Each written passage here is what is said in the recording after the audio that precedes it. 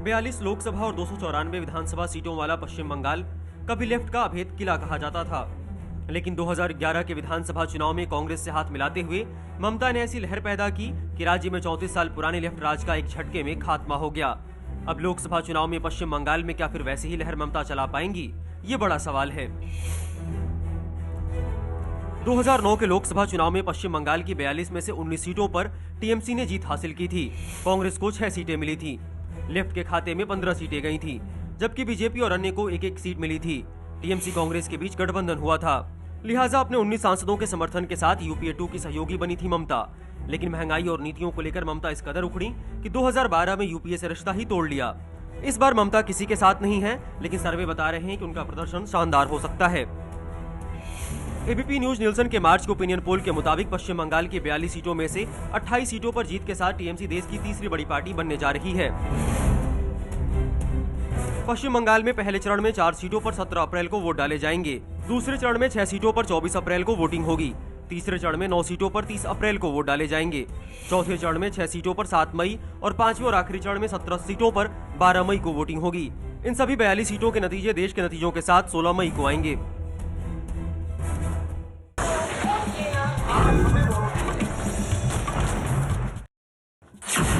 अब तक आप देख चुके हैं कौन बनेगा प्रधानमंत्री की 128 नुक्कड़ बहस। आज देखिए 129वीं नुक्कड़ बहस। 42 में से 18 सीटें जीतकर वो तीसरी सबसे बड़ी शक्ति के रूप में उभरी और बैठ गई जाकर भारतीय रेल के इंजन पर। हम बात कर रहे हैं ममता बनर्जी की। ममता बनर्जी वो ताकत जिसे आज इस नजर से देखा जा रहा है कि कौन बनेगा प्रधानमंत्री में, अब क्या भूमिका रहेगी ममता बनर्जी की। आज कौन बनेगा प्रधानमंत्री में नुक्कड़ बहस का कारवा पहुंच गया है कोलकाता, और हमारे साथ मौजूद है कोलकाता के नेता और कोलकाता के लोग। चटर्जी साहब, इस बार भारतीय रेल जो है वो प्रधानमंत्री की कुर्सी से मेल करने के लिए जुगाड़ बिठा रही है। देखिए, इस साल जो चुनाव हो रहा है भारतवर्ष में एक तो सच्चा ईमानदार प्राइम मिनिस्टर चाहिए। अभी तक ईमानदार नहीं रहे तो आपने क्यों साथ दिया पिछली बार उनका? अभी तक जितना हम लोग चाहते थे, भारत का जनता जो चाहते थे, तब तक नहीं मिला। इस साल लगता है एक सच्चा आदमी, सच्चा पार्टी, सच्चा ईमानदार पार्टी का डिसिसिव फैक्टर होना चाहिए। हम लोग चाहते हैं एक तो सेकुलर गवर्नमेंट होना चाहिए, एक तो एंटी करप्शन, एक तो ट्रांसपेरेंट गवर्नमेंट होना चाहिए। इसमें ममता जी नंबर 1 चॉइस है। ममता जी नंबर 1 चॉइस है। आपको लगता है कि ये नंबर 1 चॉइस देश की नंबर 1 चॉइस हो पाएगी? देश का क्या चॉइस होगा, ये तो चुनाव हो जाने के बाद ही तैयार होगा। हम लोग आंकड़े से बात करते हैं, बोलते नहीं इधर ये हो गया उधर वो हो गया। विधानसभा चुनाव के पहले सुने थे बंगाल में 16 ठो कारखाना तृणमूल कांग्रेस का रेल मिनिस्ट्री के ओर से बनाया गया है। कोई जानता नहीं है वो कारखाना कहाँ है। हम लोग आंकड़े में विश्वास करते हैं और आंकड़े लेकर आवाम तक जाएंगे तो आवाम तैयार करेगा, चुनाव में आ जाएगा। मैं एक ही चीज बताना चाहता हूं कि देश का जनता अभी भी कांग्रेस के ऊपर पूरा भरोसा और आस्था रखते हैं और कांग्रेस को ही बहुमत मिलेगा इस चुनाव में और यूपीए 3 बनेंगे। और 272 कहां से लाएंगे साहब?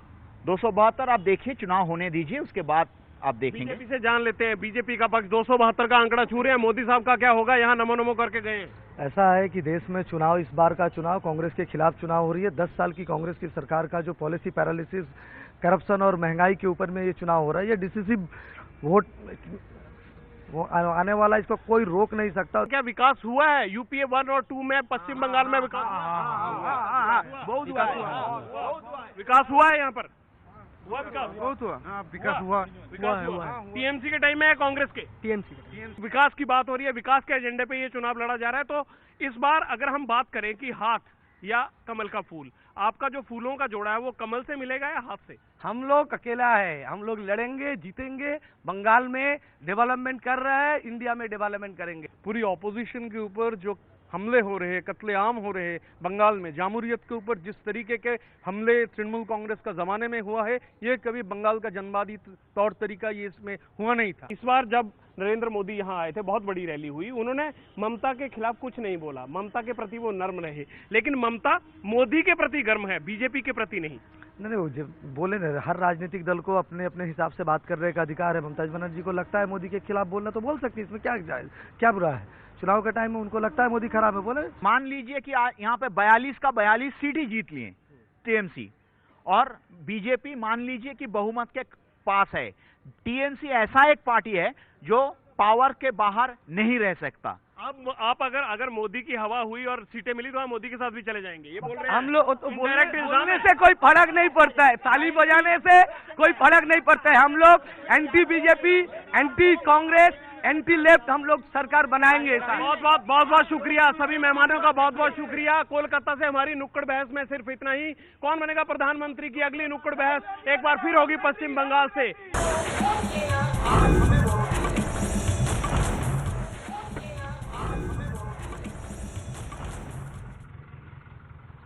बरसों पुरानी कोलकाता की इस गाड़ी का रंग बदल गया है। पहले छत काली होती थी, लेकिन अब छत काली नहीं रही। ये ममता के कार्यकाल में आए बदलाव की एक निशानी है। हाँ, ममता के चुनाव चिन्ह में जो दो फूलों में एक नीला रंग था पत्ती का, वो इस गाड़ी में जरूर शामिल हो गया है। ठीक उसी तरह अब गोरखालैंड की अलग से मांग उठ रही है। दार्जिलिंग को दो हिस्सों में बांटने की बात हो रही है। नमस्कार, मैं हूं जगविंदर पटियाल और आप पश्चिम बंगाल से देख रहे हैं कौन बनेगा प्रधानमंत्री की हमारी नुक्कड़ बहस। इस नुक्कड़ बहस में हम बात करेंगे कि आखिरकार क्या बदलाव आया पश्चिम बंगाल में ममता के कार्यकाल में, और क्या ममता इन लोकसभा चुनाव में एक बार फिर ज्यादा सीटें जुटाकर कौन बनेगा प्रधानमंत्री की कुर्सी के लिए अपना दांव खेल सकेंगी या नहीं। आखिरकार गोरखालैंड अलग होना जरूरी हो गया है क्या? गोरखालैंड का जो मुद्दा है, इसके ऊपर में तृणमूल कांग्रेस और भारतीय जनता पार्टी ने अपना प्रतिनिधि चुन करके जो रवैया सामने लाया है, बड़ा विचित्र है। गोरखालैंड से वो लोग समझते हैं कि ये टूरिस्ट स्पॉट है दार्जिलिंग, और जो दो प्रतिद्वंदी वो लोग दिए हैं दोनों टूरिस्ट है, भारतीय जनता पार्टी और तृणमूल कांग्रेस के, वो वहाँ के लोग नहीं हैं। और हम लोग जो लोग मार्क्सवादी कम्युनिस्ट पार्टी गोरखालैंड का सवाल का मुकाबला कर रहे हैं, वहाँ पर हम लोग वहाँ के लोकल कैंडिडेट दिए हैं। और गोरखालैंड एक हिस्सा है पश्चिम बंगाल का, और दार्जिलिंग अभिन्न अंग है पश्चिम बंगाल का। इसके हम लोग डट कर लड़ाई किए हैं और इसको बंगाल का हिस्सा रखने के लिए हम लोग अंततः तक लड़ते जाएंगे। बसोतिया साहब, आपके तो नेता आते हैं, चुनाव जीतते हैं, गोरखालैंड अलग मांग करते हैं कि बना देंगे, फिर बनाते भी नहीं है, फिर नए नेता आ जाते हैं, फिर वो कहते हैं गोरखालैंड अलग बनाएंगे। जसवंत सिंह गए, अब आहलूवालिया वही राग गलाप रहे। कब तक आप इसी तरह चुनाव जीतते रहेंगे? मैंने पहले भी कहा कि छोटा राज्य जो है वो हम छोटे राज्य के पक्ष में नहीं है। भारतीय जनता पार्टी के पहले भी जो नेता वहाँ थे, कभी उन्होंने गोरखालैंड के लोगों को इस तरह गुमराह नहीं किया जिस तरह वर्तमान की सरकार तृणमूल ने वहाँ के लोगों को गुमराह किया। बसोतिया साहब, गुमराह करना ये नहीं होता। जसवंत सिंह ने कहा कि अलग से गोरखालैंड चाहिए, उन्होंने कुछ नहीं किया। अब आहलूवालिया साहब उसी मुद्दे पे फिर चुनाव लड़ रहे हैं। ऐसा कब तक करते रहेगी बीजेपी? ये भारतीय जनता पार्टी की नीति स्पष्ट है कि हम किसी राज्य के अलग बिजनेस नहीं है, पक्ष में नहीं है, पर यदि वहाँ की जनता को विकास समुचित न हो तो उसके लिए विशेष जोर दिया जाना चाहिए, जो कि वर्तमान की सरकार नहीं दे रही है। गोरखालैंड बंगाल का हिस्सा था, बंगाल का हिस्सा है और बंगाल का हिस्सा रहेगा। पर जहाँ तक बात है विकास की, तो गोरखालैंड के विकास की बात भारतीय जनता पार्टी उसके प्रति कटिबद्ध है, और आगामी दिनों में जब सांसद जीतेंगे। घोष साहब, आपका क्या स्टैंड है? टीएमसी को क्या लगता है कि बीजेपी की ये मांग सही है, ये सिर्फ चुनावी मुद्दा है? हम लोगों ने ब्रिटिश राज देखा था, डिवाइड एंड रूल। ये हम लोग देखते हैं कि वो चाहते हैं कि बंगाल को दो हिस्सों में बांटा जाए। गोरखालैंड में आपका ये जो पिछले वाले सांसद थे जसवंत जी, उसके बाद इलेक्शन के बाद तो पोस्टर डाला गया था, हमारा सांसद कहाँ है, ढूंढने से भी नहीं मिले वो। ये जो सूरत हाल आज जो हमारे सामने है, जहां बीजेपी से सीख करके तृणमूल कांग्रेस एक टूरिस्ट कैंडिडेट वहां खड़ा कर रहे हैं, ये वहां के दार्जिलिंग की जनता का अपमान कर रहे हैं। बनना चाहिए गोरखालैंड, बनना चाहिए, नहीं बनना चाहिए। अरे नमो नमो होके नहीं बनना चाहिए। नहीं, विकास होना चाहिए। ममता जी किस तरह का विकास चाहिए? ममता जी दावा करती है हम स्विट्जरलैंड बनाएंगे गोरखालैंड को, उन्होंने कुछ नहीं किया 3 साल में। ये मैं पूछता हूँ आपसे भी, आप क्या चाहते हैं? आप सब तो टीएमसी के।